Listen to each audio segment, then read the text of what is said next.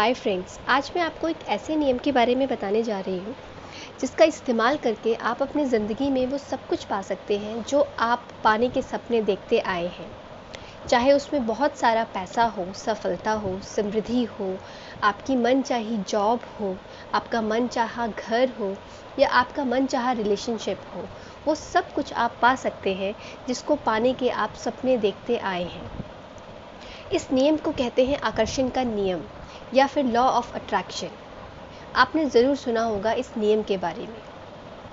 आकर्षण का नियम आपके लिए पूरी तरीके से काम करे, इसके लिए आपको सबसे पहले इसके बारे में जानना बहुत ज़रूरी है। आज मैं इस वीडियो में आपको लॉ ऑफ अट्रैक्शन के बारे में बताने जा रही हूँ और कैसे आप इस लॉ ऑफ अट्रैक्शन को आपकी खुद की ज़िंदगी में इस्तेमाल करके वो सब कुछ हासिल कर सकते हैं जो आप करना चाहते हैं। मुझे पूरी उम्मीद है आप आकर्षण के नियम को जानना ज़रूर चाहते होंगे।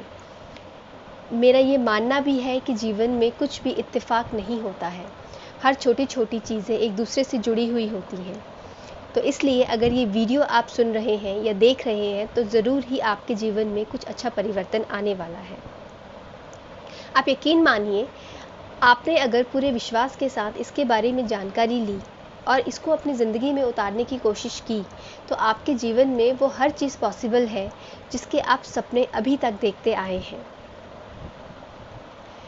इससे पहले कि मैं आगे बढ़ूं, मैं आपको ये विश्वास दिलाना चाहती हूँ कि मैं जो कुछ भी आपके साथ आज शेयर करूँगी वो मेरे खुद के पर्सनल एक्सपीरियंस हैं। तो चलिए शुरू करते हैं। लॉ ऑफ अट्रैक्शन क्या है और ये कैसे काम करता है?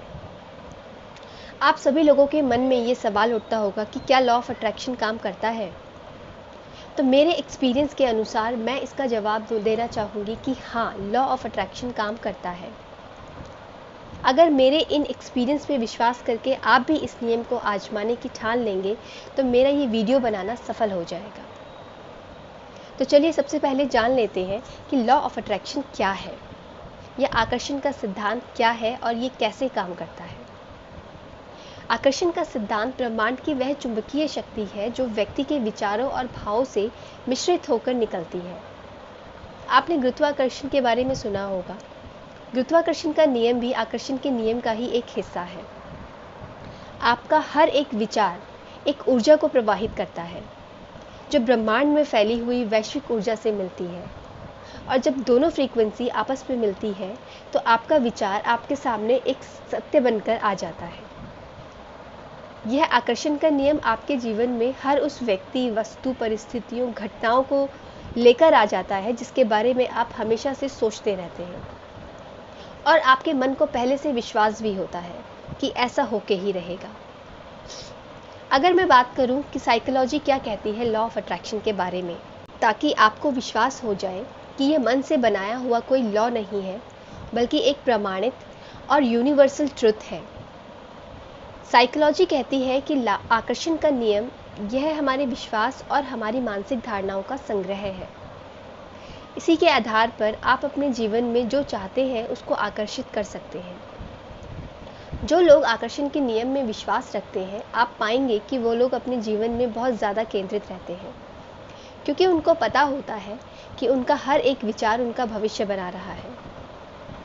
जबकि कुछ लोग इस बात से सहमत नहीं होते हैं, लेकिन आकर्षण का सिद्धांत ही यही है कि जो इसमें जितना विश्वास रखता है ये उसके लिए उतना काम करता है। मैं आपको इस लॉ के बारे में इतिहास के पन्नों से कुछ टटोलके भी बताती हूँ। अगर आप इतिहास के पन्नों में झांकेंगे तो आप ये पाएंगे कि हमारे ऋषि मुनि सदियों से इस लॉ का इस्तेमाल करते आए हैं। लेकिन फिर भी आकर्षण के सिद्धांत का जो सबसे पहला उल्लेख मिलता है वो 1877 में एक लेखिका हेलेना के द्वारा उनकी एक किताब में किया गया था। 1886 में लेखक प्रेंटिस मूलफोर्ड ने पहली बार इस नियम को अपने एक सिद्धांतों के तौर पर स्पष्ट किया। हालांकि बहुत से विद्वान, मनोवैज्ञानिक और अध्यात्म गुरुओं का मानना अभी भी है कि यह दुनिया के शुरू होने के साथ से ही अस्तित्व में है। फिर भी अगर हम सबूत की तलाश में अपने ग्रंथों को या इतिहास की गहराइयों का अध्ययन करते हैं तो हमें मिलता है कि सभी महान राजाओं ने, संतों ने, धर्म गुरुओं ने आकर्षण के नियम को अपने जीवन में प्रयोग करके अपने हर लक्ष्य को हासिल किया था। अब मैं आपको बहुत सिंपल शब्दों में समझाती हूँ कि लॉ ऑफ अट्रैक्शन क्या है। मैं एक फिल्म के डायलॉग की बात करती हूँ। आप सभी ने वो डायलॉग सुना होगा कि अगर किसी चीज़ को दिल से चाहो तो सारी कायनात उसे तुमसे मिलाने में लग जाती है। इसी सिद्धांत को लॉ ऑफ अट्रैक्शन कहा जाता है। यही वो सिद्धांत है जो कहता है कि आपकी सोच हकीकत बनती है। Your thoughts become things. Mahatma Buddha ने भी कहा है, हम जो कुछ भी हैं वो हमने आज तक क्या सोचा इस बात का परिणाम है। और स्वामी विवेकानंद जी ने भी यही बात इन शब्दों में कही है कि हम वो हैं जो हमें हमारी सोच ने बनाया है। इसलिए ये सिद्ध होता है कि ये लॉ ऑफ अट्रैक्शन कोई नया नियम नहीं है, ये बहुत पुराने टाइम से चलता आ रहा है।